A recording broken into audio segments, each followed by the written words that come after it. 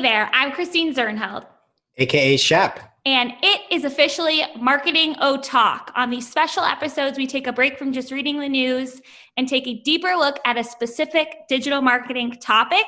And today is our first non-advertising marketing talk. So I'm joined by some highly esteemed SEO experts. Just like our famous Friday news shows, you'll be able to catch this episode on YouTube if you want to see the smiling faces of our special guests. And those guests are, first, someone you may know, partner and digital marketer at Cypress North and Marketing O'Clock co-host Greg Finn. Hi, Greg. Hey, thanks for having me, Shep. It's great to be here on Marketing O'Clock. Yeah, I didn't really give you a choice, but thanks for coming. Appreciate it. We are also joined by SEO consultant at G Squared Interactive, Marketing O'Clock's BFF of the show 2019. Glenn Gabe is finally on the blower. Hi, Glenn. Hi, it's awesome to be here. I have my award literally behind me, if you can actually say it. I'm not kidding. But It's great to be here to talk about web stories. Awesome. We're so excited to have you. And finally, please welcome digital solutions expert and founder creator of SERP Scraper tool through Samuel Schmitt. Hi, Sam. How are you? Hi, everyone. And bonjour from France. We're so happy to have you here. I like this is our first international marketing talk. I love it. I guess Andrea, she brought the Venezuela. She recorded in the States. Yeah. Okay. So I will be moderating our discussion today about web stories. I'm looking forward to hearing everyone's experiences with web stories because these have been around for a little bit and Greg tries to push them so hard on the show every week, but I feel like nobody's talking about them. So we're going to change that today. So let's get right into it. Sam, I want to start with you. So everyone's on the same page here. Can you tell our listeners what web stories are and how they're different from stories on social media? Right. So as you mentioned, so we all know stories from Facebook, Instagram, right? And basically they look the same. So it's a series of pages, slides with images, text, and video. So this is what we call the stories. But they are a bit different. First are for the web. So for the open web, meaning that you can share them. You don't need an application to watch them. You don't have to be inside a social network. Also, we can say maybe that they're created by Google, even if it's not really true. But I mean, Google is behind this format. And so, yes. So basically, the main difference is that you could find them on Google search. You don't need an application to watch them. And also you have more control over the edition flow. I think we will go into detail later. And one last difference is that there is no limit in the lifespan. So you all know that stories on Facebook is usually 24 hours, I think, something like this, right? And so here, I mean, it's like any web page. As long as it's online in your website, then you can still read the web story. Does it make sense? Yeah, it makes sense to me. But let's show our listeners some examples of these for anyone who hasn't seen them. So I gave you all a little bit of homework to bring some great examples of web stories. So let's start with you, Glenn. Have you seen any great examples out there? Yeah, absolutely. It's not just like one or two that I think are great. It's across different types, just to show that it can be across different types of sites, different types of publishers. There was a great one about how to make money. Basically, great use of video, great use of just like a how-to of how something happens, page by page showing it. And also we'll be covering ads later on, but they also use ads there as well. So they're monetizing that as well. I thought that was a really good use. Another great use is sports leagues are really using them. So they've partnered up with Google. Major League Baseball, I'm a big MLB and NFL fan. MLB was actually using stories like as games were going on. So it's not just a recap. It's literally, I would be in the third inning and I would go Yankees score and I'd see the little stories icon in the search results go and it was up to that inning. It was being updated in real time. So it's really cool to be able to track that. And they were using advertising as well. So just checking before, I think there were over 11 or 1,200 of those MLB stories that they've run already. So they really were testing it heavily.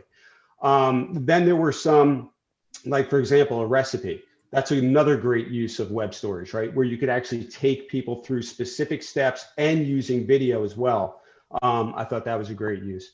And then I'm just going to plug my own because I've been delving into web stories, but I've created a few that cover more about what what's going on with Google and SEO, but one in particular, which was the page experience update in Signal, basically speculating about how powerful those sub signals will be. I used a lot of motion graphics to kind of like punch certain points. So the visuals and animation, I thought worked really well, and I got a lot of good feedback on it as well. And that actually ranked really well in Discover, ranks well right now in search, and in image search as well. So those are good examples. I think I provided a few more, but those are ones that are out of my head.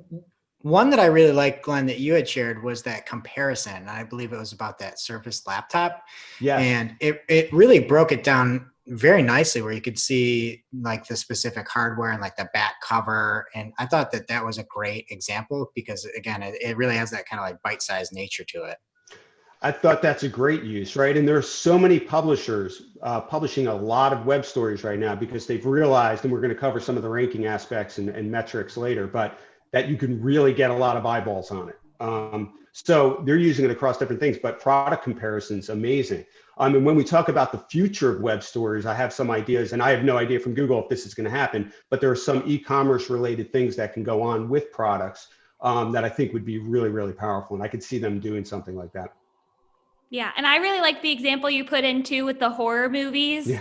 It was like a spooky season example. Right. And because depending on how you build them, you can kind of see a preview of the next slide, and they had images that like carried over. Right. I thought that was a cool creative decision. And so, that's a great point about visuals, which we're going to be coming to at some point soon in this podcast, where we're going to talk about the power of images and how to edit and everything. But someone was really smart and creative behind the scenes with how they did that one.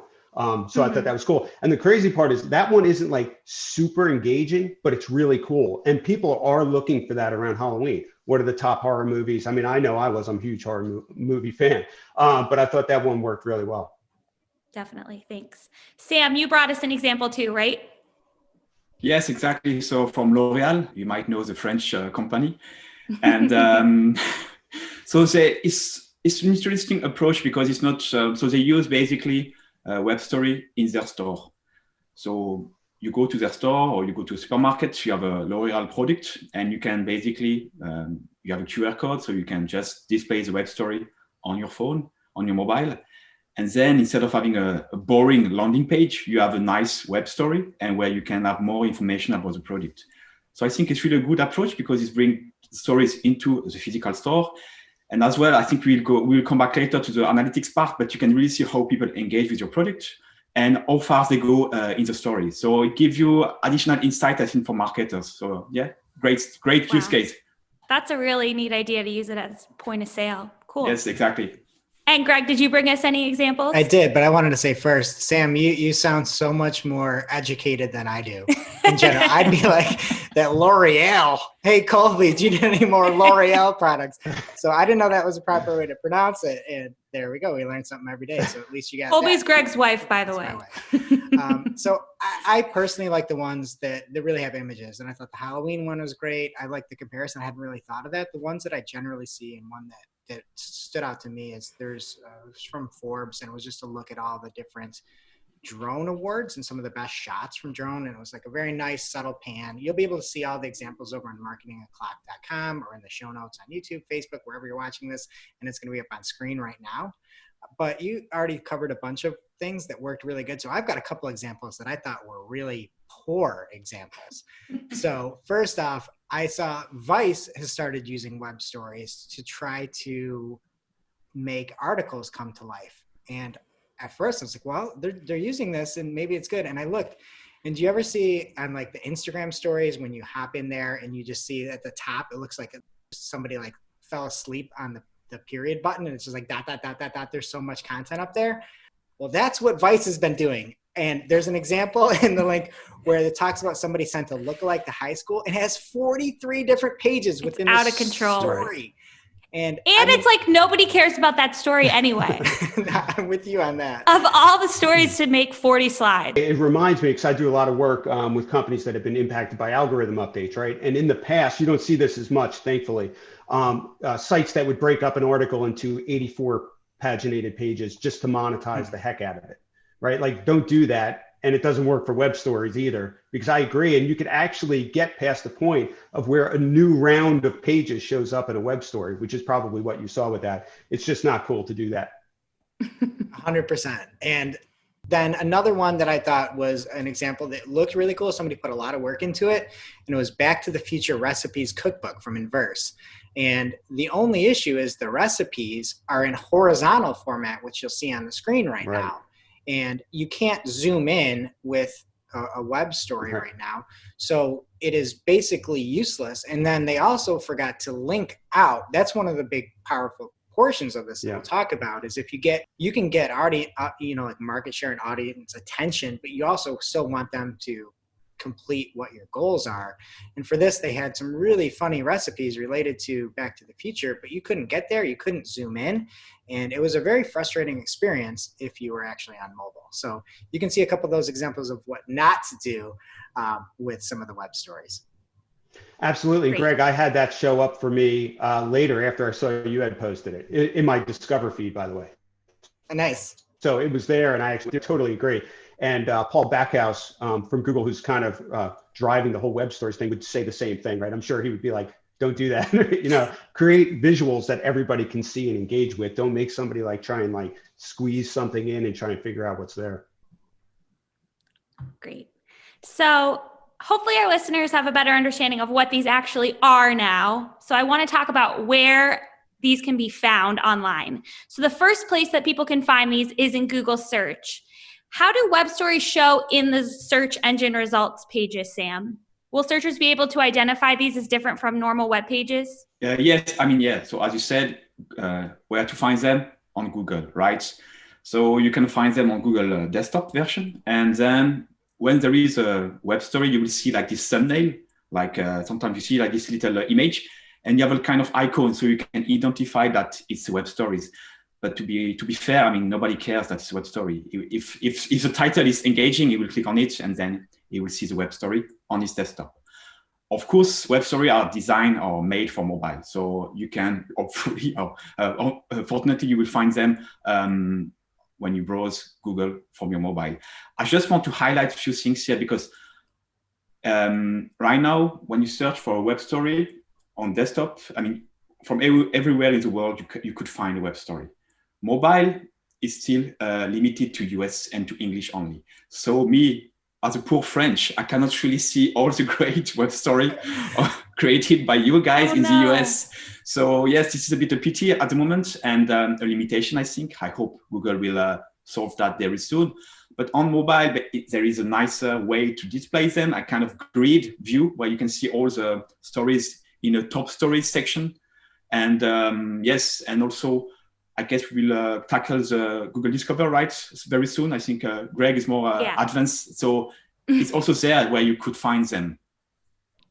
Yeah, and I think Sam, that's a great point. And one of the things that we kind of on our show, Marketing O'Clock, our weekly show, where I kind of cover the SEO side of things, there's sort of a flair that I think more folks that would identify as an SEO would be more familiar with, where you see that in the search results pages on mobile is where I see it, is those visual stories. And there's usually like a 4-pack of big, bold stories that can show up on mobile. And, it can show up for things, and on screen right now, you'll see that it's showing up for tourist attractions in New York City. And, we've had clients that do this back when you could go to New York City and tour things. And, like that is a big deal to be able to get included in something like that and basically kind of take that, the ability to hop up to the first page, even though it is through stories. So I think that there's many different layers to it, but from a kind of pure search or SEO standpoint, it does show in mobile in the SERPs. And then the kind of the big bold thing that also shows up that's a little bit different are those visual stories. The other thing I just wanted to say is that they also show up in Google Images. A lot of people don't realize that. And what's cool is you just don't see the stories icon. The stories icon animates. So it definitely attracts your eye for sure. I know some of mine are actually ranking there and it's really cool. And then in Google Images, we'll actually start playing, we'll swipe up and start playing the story right away. Kind of like swipe up for AMP, which they have. And the other thing is, because people ask me about this, they can actually rank on desktop and mobile as featured snippets. So my stories have actually ranked as featured snippets. So especially on desktop, which is pretty cool. And a lot of people don't realize, I mean, it's just, they're not even going to know it's a story because it's not, there's no like visual there in the desktop results, but they can rank in featured snippets, Google Images, Discover, and Search. The one area I haven't seen them actually rank is interesting finds, which is a really important search feature, but it's almost like they're not including stories in there for some reason. At least I haven't seen them show up. So we'll have to look for that. Greg, can you talk a little bit about how these display differently on different devices? Because Sam mentioned earlier they're kind of made for mobile, but you can find them on desktop too, right? Yeah, and I think Glenn kind of covered a little bit of that. The one thing of note that I don't necessarily like about some of the way that they're displayed is it's really hard sometimes to know what's a story and what's not a story. You know, and in that example, we were covering something that Glenn talked about in the show 2 weeks ago, and it was about what would be a tiebreaker and kind of ranking factors. And I went to go search for it, and I did a quick search on my computer, and I hopped in. I saw it was G Squared Interactive. I popped on over there, and I opened the story up, and that was what was shown above. And you'll see it in the search results pages over at marketingclock.com in the show notes. So it does show up on desktop, and I didn't necessarily know that. There's not a really discernible way unless I saw that stories in the URL there. And then sometimes it appears to me, and Glenn, you can kind of corroborate this or let me know I'm way off here, but sometimes that thumbnail does show up, and I've got an example. So I took that, and then I started searching on mobile, and I saw Glenn's post came up with a little thumbnail, and you see the stories there. So on desktop, not so much. And then doing a search for some of our own stuff, because we do stories for Marketing and Clock that kind of recap everything and then send people over to the site, we didn't have stories. So it'd be nice to kind of have something that's a little bit more uniform when you could actually know what a story is. I totally agree. I think desktop needs something, right? And it's one of the reasons that I like adding it in the URL, because it does show, at least for mine or sites that are putting it into a story subdirectory or a story subdomain, that you see it's a story. And for people that realize that, that's cool. On mobile, it's great. You have the portrait image there with the icon for stories. That's great. On Google Images, same way. Google Discover, you can figure out it's a story. But desktop, that's probably feedback that they need to maybe do something there that would be cool. Glenn, have you seen any ranking trends for web stories specifically, or have you uncovered any SEO best practices with these? Yeah, sure. So first, I'll just talk about web stories ranking in general. So like we've covered before, it's just like any other web page. Paul Backhouse just actually did an SEO video about web stories, which is really cool. And I'll cover some of the things that he covered. But they could rank just like any other page. So the one thing I did notice early on, which really is what kind of got me into web stories, I'm a big Discover fan, use it a lot. And I started seeing stories show up. And I'm like, okay, Google, I think, is pushing stories here. So that's when I tested my own. And I had that first story had over 530,000 impressions. From, my blog, which is a one guy blogging about stuff. So I was like, all right, they're definitely doing something funny here, which was cool. And you could see that, and I'll give some stats and stuff like that. But from an SEO perspective, there are several things that I would definitely cover. And again, Paul kind of covered these. One is a requirement, which is the metadata that you need, right? So it's actually, it's not necessarily a ranking thing. It's more of an eligibility thing. So it's actually really important. So the four pieces that you need are, the publisher, you need to include that in the metadata in the story, the publisher logo, which should be square. And there's all the specs are actually on the web story documentation. Then you need a portrait poster. So that's the image that can show up in Google Discover. It could actually show up in the search results on mobile. And then a title, which they recommend under 40 something characters. That's really tight. You don't have to do that, but it will get cut off if it's not less than that. And that's not your title tag, which I'll get to in a minute. So that metadata is really important. One thing people don't understand, because it hasn't been broadcast very well, is the AMP test for Google in Google Search Console is actually also the web story test, right? So if you actually search Google web story test, it'll actually prompt you at the top of the results, search results, to actually test your web story, just like it does for AMP. And when you do that, it will tell you if it's valid. It could actually show you how it will show up as well. It shows you the display. So that you definitely want to do and make sure it's valid. And then beyond that, think of it just like any other SEO task, right? Good title tag, strong title tag, using what people would search for, right? So nice and descriptive. include a good solid meta description. Definitely use open graph tags and Twitter cards, right? Because that's what can show up when people share it on social media. Clean URLs. So you could use hyphens as word separators. You don't have to include stories in the URL. I like to do that, like what we spoke about before. And then links. I think maybe Greg had brought this up before, but use links inside your web stories to link out, right? Because to Google, that's a standard link, right? So that could help your other content, plus get people to your site. And then from your site, link to your web story, right? Passing signals and page rank from an SEO standpoint. So very important to do that, or else it can, web story could easily become like a black hole that people are in. Just a few more pieces. So with images, you use alt attributes or alt text. And for video, you can use captions or subtitles. So there's documentation on that in the web story guidelines. And then the biggest thing, which Paul emphasized, and I totally agree with, content is king. Great content, high quality, relevant content is still more important than anything else that I just covered, other than the requirements to show up.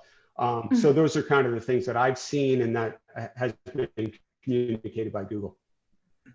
And I did have one follow-up SEO question for you, because I just listened to the Search Off the Record podcast about web stories, and Pascal talked about how Google sees these as one page. So is there anything our listeners should do differently from an optimization standpoint based on that information that they see it as one page? That's a great question. And there is actually. So it is one page. Again, it's one page to Google. So all of that content is going to count towards that one web story or one page. So Greg, I know that you are an avid Google Discoverer. We talk about it all the time. Can you explain how web stories work in Google Discover and how their presence in Discover is different from other articles? Yeah, so I think, that's one of the reasons why, well, listening to Glenn and reporting on the show all the time is one of the main reasons. But number two, I love web stories. It kind of goes back to me like those old social aggregation days where it's sort of like really customized and tailored to what you're looking for. Like a stumble upon, let's say, where you're just finding really cool new stuff. And to me, when you're using Google Discover, you do see that these stories are bigger and bolder many times than what you typically find in Discover. And so you'll see, and there's an example on the screen where it talks about, I think it's like tips for a cozy Zoom Thanksgiving, which sounds terrible to me, but I mean, maybe you want to check that out. And there's like a little story icon that shows up there. And then I'd say it's roughly, 1.5x the size of a normal Discover article on there. And then you hop right off. People know that it's going to be something easy to consume, and you're kind of on your way. And for those Discover stories that are AMP, it's in the same spot as that in the upper right-hand corner. So sometimes you can see a gallery of those stories here. So what I've seen, and Glenn, you can, or Sam, you can let me know too, but if it's kind of grouped and sort of in the same category, like I've seen it for recipes, you can then kind of swipe horizontally to go through different stories. And again, it is a much bigger, much bolder, more prominent looking space on Google Discover. Absolutely. I mean, the carousel was launched recently in Google Discover, the stories carousel, which they say ranks at the top. It doesn't always rank at the top. I actually clarified this with Google. It's near the top, but still very prominent. And they're really pushing stories hard. And by the way, just talking about Discover, I just want to give you some stats. I won't explain who the clients are, but there are 2 large scale publishers that I'm helping that do a lot of web stories. So one over the past, I think it was past 8 weeks or so, they had 1.4 million clicks and 87 million impressions from web stories just in Discover. And the other had over 520,000 clicks and 30 million impressions just from web stories in Discover. It's no joke. If you are a publisher, and we'll cover this later, ignore at your own peril at this point, because your competitors are probably doing it and gaining the benefits. And Glenn, I did want to segue off into tracking with these real quick. Yeah. Can you tell us about tracking with web stories? Can you see traffic in Google Analytics or Search Console? Absolutely. And I know Sam originally had posted in one of his articles about the basic tracking, which was cool because it was a confusing thing. A lot of people that were getting into web stories either left out tracking or the WordPress plugin didn't have it originally.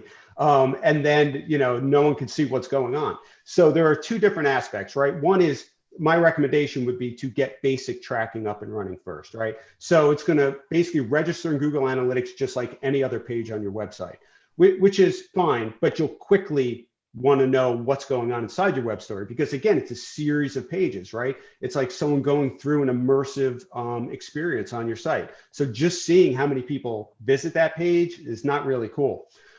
So that's when I dug deeper with the documentation, because there wasn't really great documentation on how to track what's going on within web stories. It ends up, there's lots of functionality there that's pretty easy to implement that would enable you to track a number of things. So I wrote a blog post recently about how to exit the black hole of web story tracking, where you could actually track story progress, right? So you could actually see how far someone's getting in. You could actually label those pages however you want as well, which is really cool. Like I'll do page number and then the title from the ID of that specific page. So you could see where the drop off is. Is everybody dropping off at page 4 for some reason? Why is that? Maybe there's a glitch there. Maybe there's a problem. Maybe the content isn't engaging, whatever it may be. You could also track how many people get to the end of your web story, and then how many people get to the book end, right? And again, there's lots of other stuff that you can do, but these are some basic things that really open up what's going on inside your web story. And what's cool, and it's funny, so I posted this, so I hand code my web stories. I just have, because I wanted to really understand how these things work. But the WordPress plugin looks like it's really progressing and doing great. And I had Brody Clark, who I know that you've mentioned on this show. He uses the WordPress plugin, and he was like, hey, Glenn, I just checked after reading your article, and I think the plugin's actually using those events and triggers. So you'll be happy to know, if you're using the WordPress plugin, that a lot of that tracking is being sent automatically to Google Analytics. So it's pretty cool. Mm-hmm.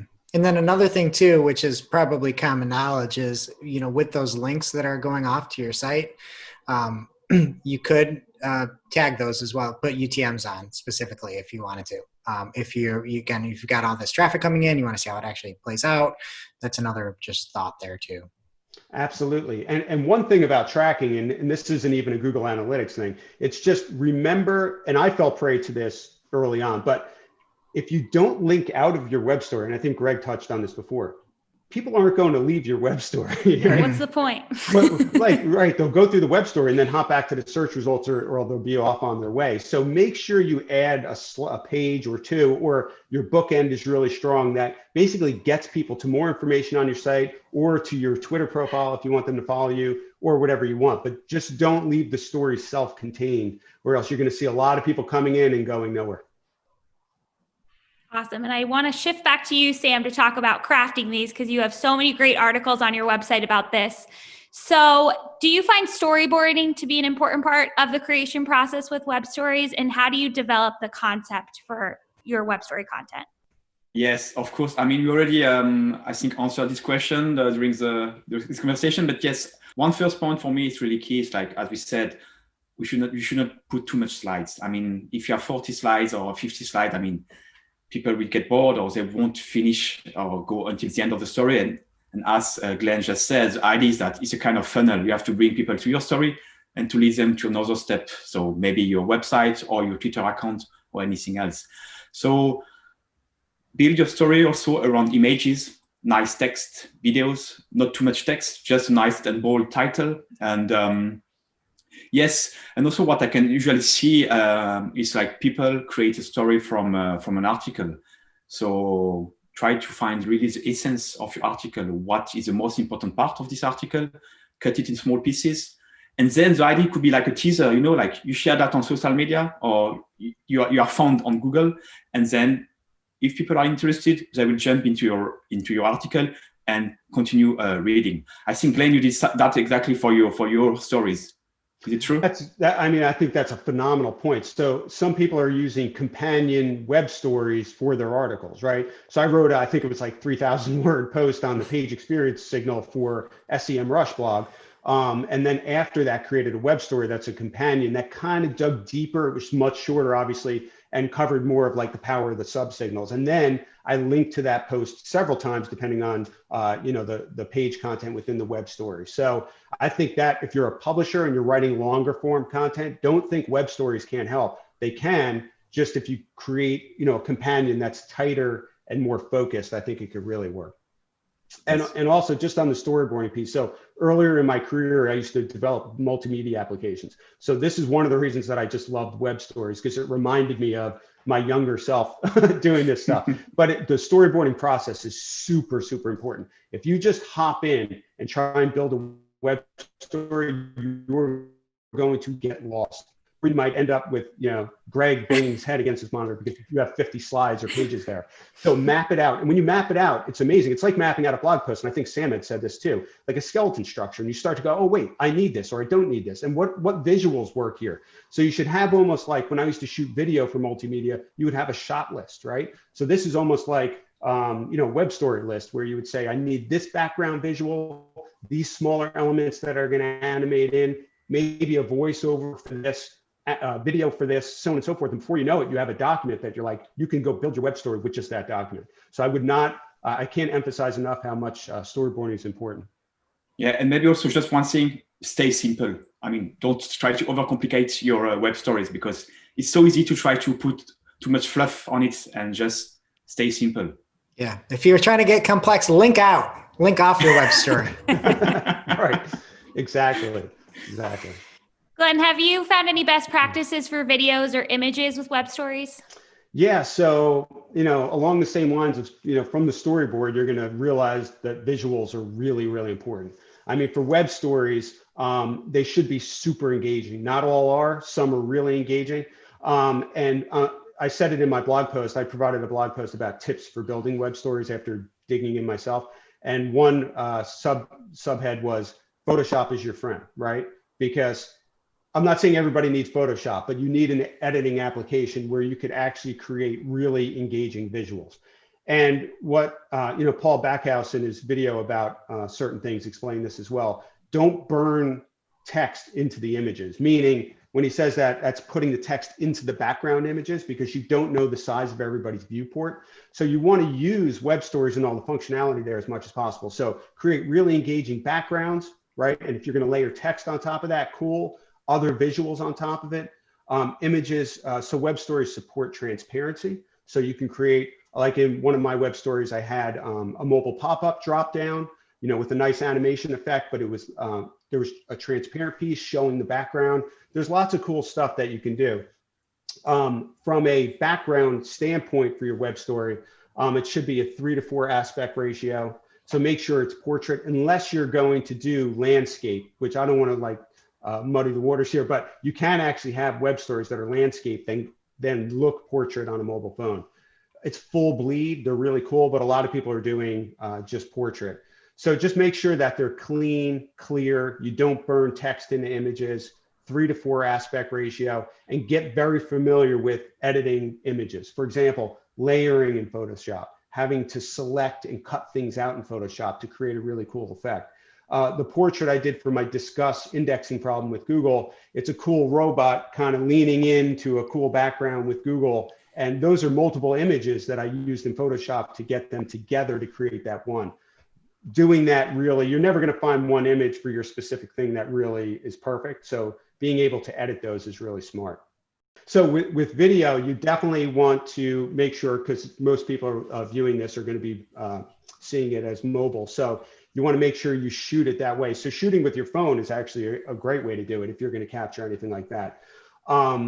Yeah, you had a question on there too, I saw, right? Sure did. And our time's flying by here, but I did want to ask you guys specifically about the cover of the web story, because I know that's a really important part. So Greg, what do you think makes a good cover? And then anyone can chime in that wants to. Glenn just covered a bunch of it, no pun intended. But I think, the one thing is this is your chance to get somebody to click when you show up, especially in Discover. So having something big and bold and really showing what your story is about is helpful. So think about it, maybe are you going to entice a click? Glenn covered the fact that it's 3x4. They recommend 640 wide by 853 high.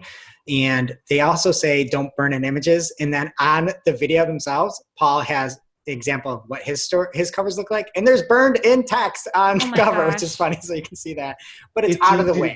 Yeah. It's out of the way too, because it usually comes in at the bottom of the screen currently. what it might be in a few years, we don't know.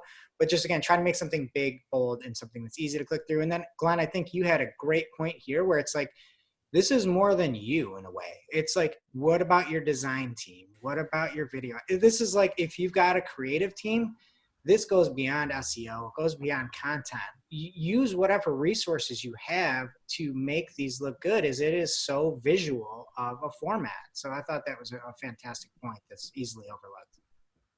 Definitely. And because you don't have much space for text as well. So have a really good copywriter. People that are heavy on Twitter, like I am, it works well because you don't have a lot of space there.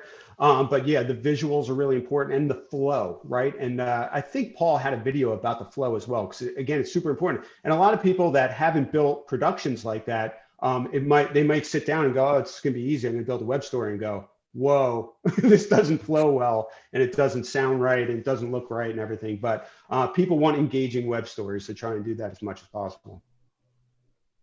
Sam, you have a lot of great content on your site, samuelschmitt.com. Yeah, Thank we you. will link to it in the show notes, listeners. But you talk a lot about the different tools that people can use to build the web stories. So I really recommend that anyone who's interested in these, check out those articles. But can you give us a quick overview of some of the best story creation tools and features that make creation flow easier? Yes, I can give you an overview. I cannot tell you which one is the best because, they're all different. And first, they did a great job for the web story community. I think they were really the first really developing the format. And even before Google WordPress plugin, they were here enabling us creating web story easily. So I did like an interview of 8 web story builder. There is more than that, but on my website, you can have 8 interview, 8 detailed article about a web story tool. So what I can say is that basically, they share a common set of features. First, you can start from a template. So you select a template, you can drag and drop image, you can drag and drop text, video. So Glenn and myself, we developed with our hands web stories. You can do that, but a lot of people don't code. So these kind of tools are really great. So let's say in 15 minutes, you can create a nice web story and publish it on your website. Also, they are bringing new feature and other features that are really great. You can create quiz and poll directly in the web stories. You can capture email information, and this is really great, I think, because you can even think about the web story for a lead generation tool, because you can send a web story to anybody, and if you like a product, he might share his email address or something like this, more information about himself. Also, we spoke about analytics, and this tool also have a built-in analytics often, so you can see how people engage with your story. You can see how people engage at the page level. So you don't have to set up Google Analytics and all this stuff. So there is few tools. And as I said, each of them is focused on a different niche, let's say. So if you want to have more detail, just come back to me and I will tell you which one might be the best for your need. Yeah, you've got all the pros and cons there on your site. So yes, exactly. Definitely check it out. Yes. Glenn, we've touched on this a little bit, but is there a way that people are monetizing web stories? Can you run ads on them? You definitely can. I haven't run them for my own purposes, but I have clients that are running them. And there are some examples, like we covered some really positive, really good examples of web stories before that are running ads. But you could actually run, so it's AMP Story Auto Ads is what they are. And you actually don't place your ads, from what I understand. It figures out where the ads should go for you. And you need at least 7 pages in your web story to actually qualify for this. So they have really good documentation on this. And I believe Greg took a look at the documentation as well. But you definitely can monetize them. I'd love to actually find out how well that's being monetized, because I know AMP in the past, some publishers have complained that they couldn't monetize as well as they wanted to.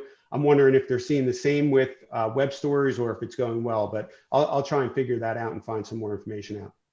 Yeah, and that's really interesting. And when we've had publisher clients as well, and we look at the kind of the performance, let's say, of specific AMP pages versus desktop pages, that's always sort of a complaint because you don't have the full features, similar with web stories, right? So The ad platforms that support web story ads right now are Google Ad Manager, anything that's direct sold or programmatic, and then AdSense is coming soon from the documentation.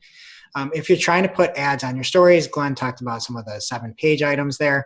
There's a great tutorial over at web.dev. It'll be in the show notes there where you can see everything that you need to do in order to advertise on those AMP stories and get going in that route. And then the one thing of note is you should look at these as different, as like a story ad, right? Where you're entering the visual environment, and it should really kind of mimic that, not just some kind of very simple, text-based ad. This is much different. And it's also to understand that it shows up like another page. So it's like an interstitial, which I'm not a fan of. I don't know if anyone is, but anyway, It will show up as someone progresses through your story. Suddenly they're going to see an ad and have to progress through it just like they would through another page. So now that we know everything that goes into these, I want to talk a bit about who should be using them. So I'll ask this to each of you, but we can start with Greg. Is there a specific industry or niche that you think could really benefit from web stories? Well, I guess a caveat to me, I hate stories across the board. I don't like them. I don't understand why people are taking the time to make content. And I'm talking about just social stories in general, to make content that disappears. And that's why I actually like web stories, is because it doesn't disappear. It's like the anti-story story. It's just so different. And so, I think if you've got something that can last, that's evergreen. I know that in some of those videos we keep talking about Paul, he's saying lifestyle, food, recipes, travel, sports. If you've got something that's evergreen and can last, and is like visual first, like the example of New York City tourist attractions, right? Like that's great. You're probably an attraction. If you could put something out there and do a great job showing all the different spots, include yourself, like that's fantastic. You can kind of mix all these different worlds together. So again, that's what I would do, is say you are trying to get more, especially like Glenn said, publisher wise, go that route, anything visual. And then you see a lot of kind of what you call those like listicle things, right? Where you've got the top 7, the top whatever. And then, we talked a little bit about some comparisons. So I think if it's visual, it's worth a shot for you to test out. Sam, who do you think should be using these? Everybody, of course. But from my perspective, I have one issue, is that, it's limited yet in Europe, and I think in the rest of the world, we don't, web story don't show up in the mobile search. So this is a bit of pity, because who are your customer and where are they? I mean, if now I'm a company and somebody like Glenn or myself come to them and say, look, you have to invest in web story. Yes, okay, nice. But if my customers are in Europe and they cannot see what I'm producing, so it's a bit of pity, So this is something I think, I don't know if you guys have some news about what Google plans to do and when they will roll them out globally. Yes, but because I wish. I'm really a big fan. As Greg said, I also don't really use social network stories, because yes, why I should waste my time for only 24 hours. Here I could create something that is evergreen. And so this is for me, based on your questions, any brand could leverage that. But in Europe, we still have this visibility issue. Yeah, we've got to get the worldwide rollout on web stories. What do you think, Glenn? Yeah, Sam, that's an amazing point. It's something we should probably ask Paul about, right? Hopefully we can find some more information. I think every publisher, every site should be thinking about how they can utilize stories. Again, ignore them at your own peril at this point. Long term, we have no idea what can happen. Google's always, if something's not being adopted the way that they want, it could fall by the wayside. But right now, there's a lot of eyeballs and a lot of clicks that you can get. But I think, if you had how-tos, a how-to is a great way to go. Comparison, like we saw before earlier with the Surface laptop. I think sports leagues are doing a great job with that, like I explained. I think companion web stories to articles is a great way to go. I've done that. It's been successful for me. I've seen other sites do it. I think that's a great way to go. Recipes, that makes complete sense as you're going through, the steps of a recipe. So I would, by the way, covering events, we haven't even spoken about that, but you could do live updates in web stories. Because there are no events right now, but it'll be great when we have them. That's a good point. That's a very good point. So live events would be cool. So if anyone's having a conference and you're doing that, or I actually don't want to release because I'm going to be doing one at some point. Cool. But stuff like that. So anything that's out there that's going on, you could actually track. So I would, or implement a web story about. So I would think about that and test it out. You never know. Like I saw it going on, I tested it. I had 500,000 impressions with that web story. I mean, so I think publishers should really look at it. Cool. And it's pretty clear that everyone here is team web story and thinks these are a good idea. But I wanted to ask you all about evidence you've seen that Google is really investing in this format for anyone that's not convinced yet. So Greg, do you have any evidence that you haven't shared already? Most of the time I'm wrong. So that's the caveat. So go in the opposite direction, because I actually thought that Google needed Google Plus back in the day, and that it made total sense for a signal standpoint, and couldn't be more wrong from that. I also thought authorship made sense, where you could kind of transport some of your authority, but again, that kind of went by the wayside. So I'm wrong a lot. But I think that this is here to stay, and I think it's really due to the fact of how important this is for Discover and how much Google really needs Discover. If you look at them, in general, like you typically would think of Google as search, and just the way that Discover is baked into these Pixel phones and you can't get away from it, and how great it is, and people that use it are hooked on it. I think it's here to stay. Is it going to look the same, a few years down the road? No. Probably not, but I think that, these stories are here to stay. And then you also kind of selfishly think about it, like, what does Google care most about? Keeping people on Google, probably. And that's just me being mean. But if people don't link out or don't click off, again, that's a way to, people are going to be right back there on Discover if they don't do that. So I think that it makes a lot of sense for Google to go this route. And so, I think that they are investing in it. And then lastly, if you look at what they're doing with web creators over on YouTube, it is a phenomenal channel, and they're investing so much time. I just hope this isn't some like OKR for 2020 and they're going to be on the way in 2021. But right now, those videos they do are phenomenal. They're putting so much time and burning so many calories trying to help people use this. I'd say that there is a lot of evidence that this would be here to stay. Glenn, do you have any additional evidence to share?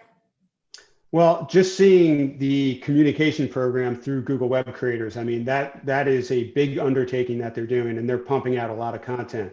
The time and investing on the Google Docs, explaining everything, really pushing it. But I will say, and I said this in my post about web stories, it's a process. It is not simple. I know the visual editors help out, but between the storyboarding, the image creation, the video shooting, the video editing, the content writing, all that stuff, it's a process. Now, blog posts take a long time too. I know Sam has written extensive blog posts. I write, 3,000 to 4,000 word blog posts about Google updates and stuff. That takes a lot of time, but web stories take a lot of time. So I think that's a huge barrier. But moving forward, they can really do a lot of cool stuff. I've been really focused on tracking the augmented reality piece for Google, where up till now, it's mostly been like putting animals and stuff like that into the search results, but they have put more commerce related things like e-commerce related products in there that you can move around, put in your place, see how it looks, so on and so forth. Imagine they incorporated augmented reality with web stories, right? So if you had a web story of your new product line that's coming out and people could actually move the products around, click out and go buy it, add it to their cart and stuff like that. I think that's a huge opportunity. I also think more with Google News. I haven't really seen web stories showing Google News too much. Maybe I'm wrong here, but I haven't even seen them punch that. But that's also a big opportunity. So I think that they can leverage different areas. The other thing is, with YouTube Shorts, basically they're TikTok style videos, which I have kids that are in that age group. They love that and hate long form. And long form to them, by the way, is like 10 minutes, right? So imagine they can incorporate YouTube Shorts or short videos and stuff like that into web stories. So I think that there's a lot of opportunity, but like Greg said, they may be testing out a lot of things and see where it goes. Sam, and I'm assuming you agree that Google is investing in this. Have you seen any additional evidence?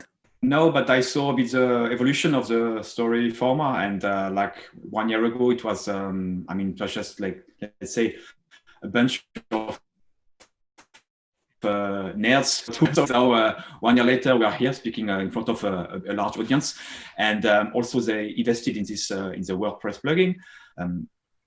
I think they rolled out. In fact, I think I was not correct when I said it's only in the US. I think now they open to Brazil and India maybe as well as the mobile version.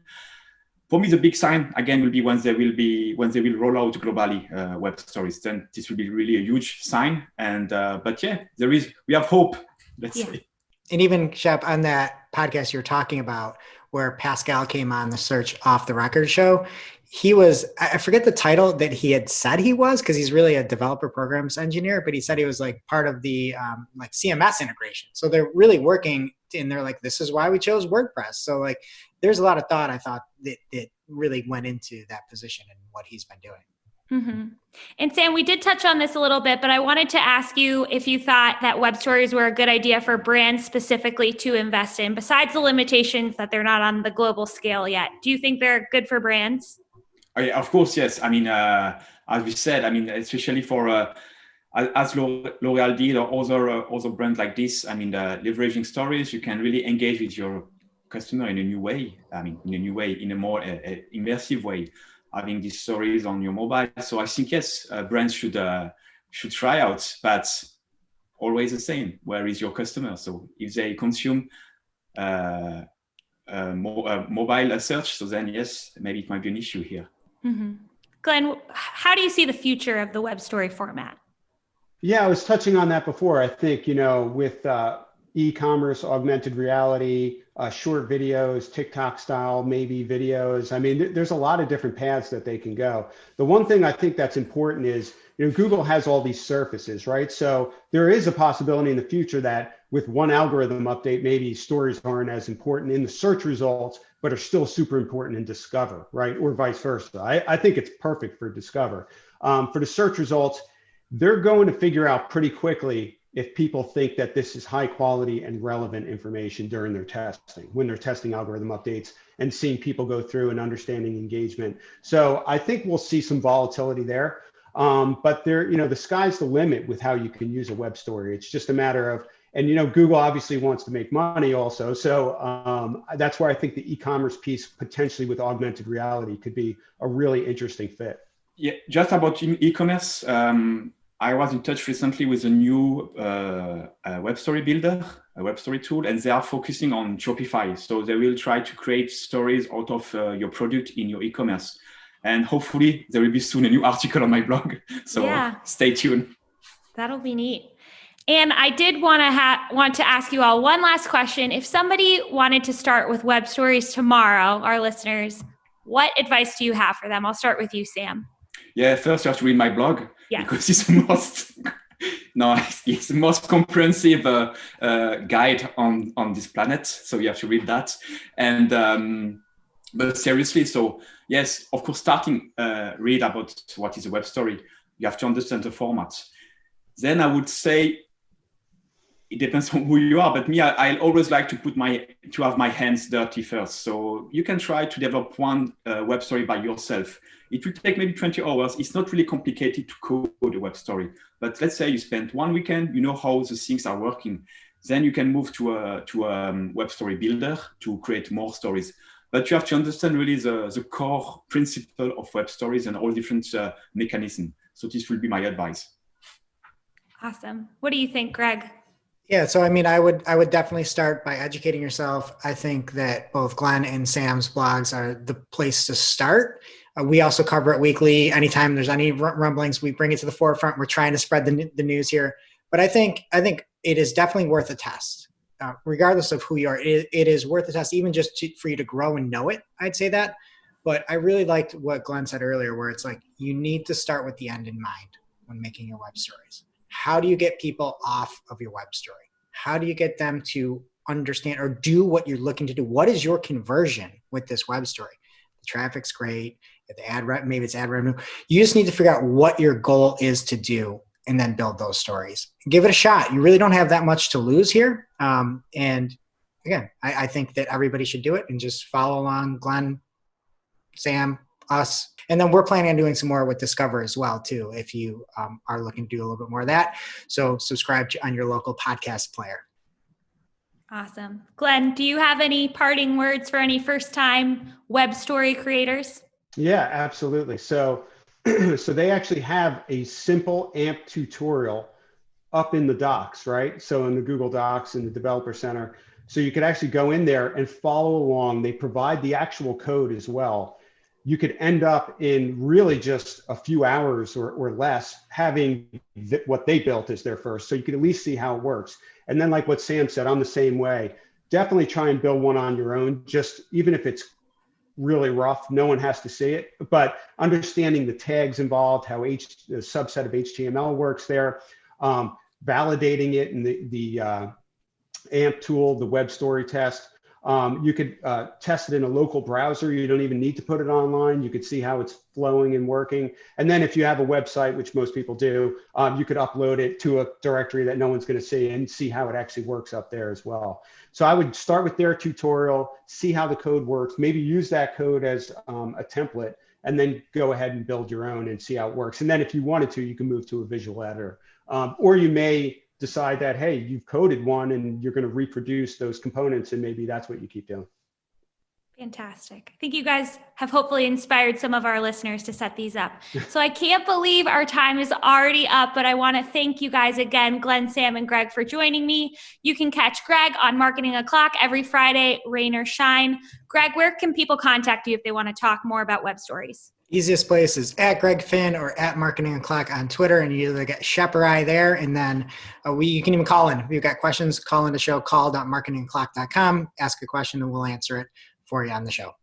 And Glenn has a lot of great web story content on the G Squared interactive website, which we will link to in the show notes. It's gsqi.com. Glenn, where can people get in touch with you? Yeah, I mean, I'm a heavy Twitter user, so at Glenn Gabe, Glenn with 2 N's. You can do that, or just go to my blog and you can contact me there as well, or on LinkedIn. I'm pretty heavy on my Facebook page, LinkedIn, and then Twitter. And if you're looking for more information about web story creation tools, Sam has awesome in-depth guides that we've talked about on samuelschmitt.com, which we will link to in the show notes. You can also access his tool through on app.samuelschmitt.com. We just featured this as our cool tool on the show last week if you want more information about it, but it's a SERP scraper tool that helps with content analysis and copywriting. It's awesome. Sam, how can our listeners get in touch with you if they want to talk web stories? Yeah, well, I'm quite active on LinkedIn, so just connect with me. Also on Twitter, or yes, you can just contact me via my website and blog. Awesome. It is now officially not Marketing O'Clock. Thank you guys so much. If you're looking for digital marketing news and a lot of really bad puns, please be sure to subscribe to our show. We release new episodes with Jess Budd and Mark Saltarelli every Friday, in addition to these special roundtable episodes that we are releasing every month. So thanks again, and we will see you next week.